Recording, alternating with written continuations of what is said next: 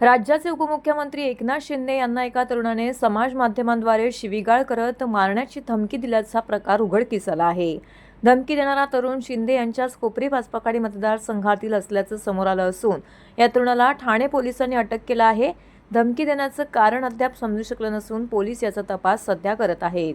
शिवसेनेतील फुटीनंतर राज्यात उपमुख्यमंत्री एकनाथ शिंदे विरुद्ध माजी मुख्यमंत्री उद्धव ठाकरे असा सामना रंगला आहे। दोन्ही गटाच्या समर्थकांकडून एकमेकांविरोधात समाज माध्यमांवरती टीका टिप्पणी केली जात आहे। असे प्रकार सुरू असतानाच रविवारी एका तरुणाने समाज माध्यमांवरती एक चित्रफीत प्रसारित केली। यामध्ये त्याने उपमुख्यमंत्री एकनाथ शिंदे यांना शिवीगाळ करत जीवेठार मारण्याची धमकी दिली। ही चित्रफीत प्रसारित होताच ठाण्यातील शिवसैनिकांकडून संताप व्यक्त होऊ लागला। वागळे इस्टेट भागातील शिवसेना शिंदे पदाधिकारी परेश चाळके यांच्या शिवसैनिकांनी रात्री श्रीनगर पोलीस ठाणे गाठले आणि शिंदे यांना धमकी देणाऱ्या विरोधात गुन्हा दाखल करण्याची मागणी केली। तर परेश चाळके यांची तक्रार नोंदवून घेत पोलिसांनी हितेश धेंडे या तरुणाविरोधात गुन्हा दाखल केला। हितेश हा वागळे इस्टेट येथील वारळीपाडा परिसरात राहतो। हा परिसर शिंदे यांच्या कोपरी पाचपाखाडी मतदारसंघात येतो। गुन्हा दाखल होताच पोलिसांनी हितेशचा शोध सुरू केला होता। दरम्यान सकाळी पोलिसांनी शोध घेऊन त्याला अटक केली। त्याचे कृत्य का केले हे अद्याप समजू शकले नसून पोलीस त्याचा तपास करत आहेत। या संदर्भात वागळे परिमंडळचे पोलीस उपायुक्त प्रशांत कदम यांच्याशी संपर्क साधला असता त्यांनी धमकी देण्यास तरुणाला अटक केल्याच्या वृत्तास दुजोरा दिला। तसेच त्याने असे कृत्य का केले आहे अद्याप समजू शकले नसून त्याचा तपास सध्या करत असल्याचं स्पष्ट केलं आहे। दिनांक 5/1/2025 रोजी एक इंस्टाग्रामला एक लाईव्ह व्हिडिओ आपल्याला मिळाला होता।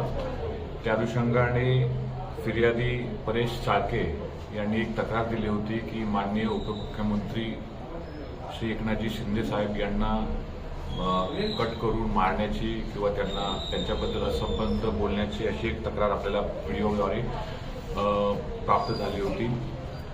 आपण तात्काळ त्या घटनेची दखल घेऊन श्रीनगर पोलीस स्टेशन येथे 18/2025 या क्रमांकाने गुन्हा दाखल होता।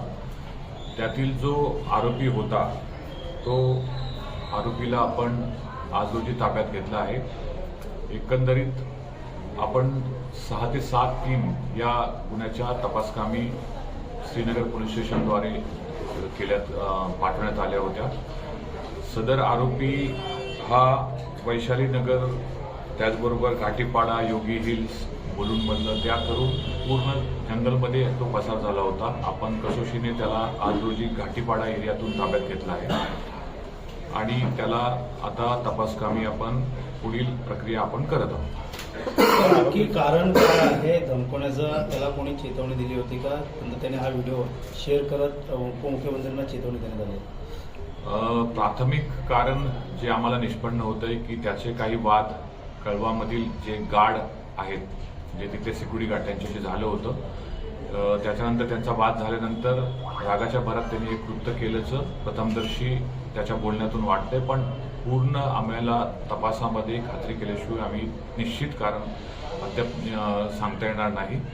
मात्र आम्ही पुढे तपास करत आहोत। आरोपीला आता माननीय कोर्टासमोर आम्ही हजर करत आहोत। मंत्रालयाचा पण उल्लेख केला होता त्यांनी, मंत्रालयामध्ये माझं नाव विचारा मी कोण आहे। प्राथमिक तपासामध्ये असं दिसतंय की तो रेग्युलर सर्वत्र फिरणारा व्यक्ती आहे। तो मंत्रालयामध्ये जात होता, इथले लोकल सगळ्या गव्हर्नमेंट ऑफिसेसला पण जात होता। आता पुढे त्यांनी नेमकं काय उद्देशाने जात होता ह्याचा तपास बाकी आहे आणि आम्ही तपास करत आहोत। हा बेकार आहे, 9वी पास, हा अशिक्षित जवळपास 9वी पास आहे आणि सध्या कोणतंही काम करत नाही। जो मिळेल तो काम मजुरीचं करतो।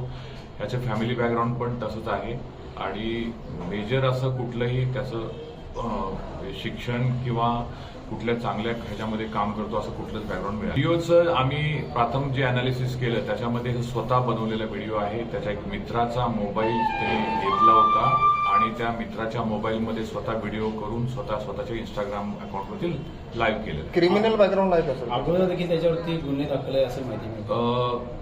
आम्ही त्याचे बॅकग्राऊंड पूर्ण व्हेरीफाय केलेलं आहे। त्याच्यावरती काही गुन्हे श्रीनगर आणि राबोडीमध्ये दाखल आहेत। सर काय हत्या काय रिकव्हरी काय केली? अद्याप काहीच रिकव्हरी नाहीये, पण पुढे तपासामध्ये आम्ही पूर्ण जे कारवाई आहे कारण का हे अत्यंत सेन्सिटिव्ह प्रकरण आहे, आम्ही व्यवस्थित त्याचं तपास करू योग्य पद्धतीने ह्याची गुन्ह्याची उकल झाली त्याबद्दल मी श्रीनगर पोलीस स्टेशनचं आभार मानतो आणि पुढे आम्ही निश्चित तपास करतो. विकृत आहे का मेडिकल का रिपोर्ट सादर झाले? अद्याप कुठलंही असं रिपोर्ट सादर केलेला नाहीये, पण त्याचे फॅमिलीशी बोलून आम्ही पुढे तपास करतो आहोत. पण त्याचं जे वर्तन आहे ते असंबद्ध असं वाटतं असं फॅमिलीचं म्हणणं आहे.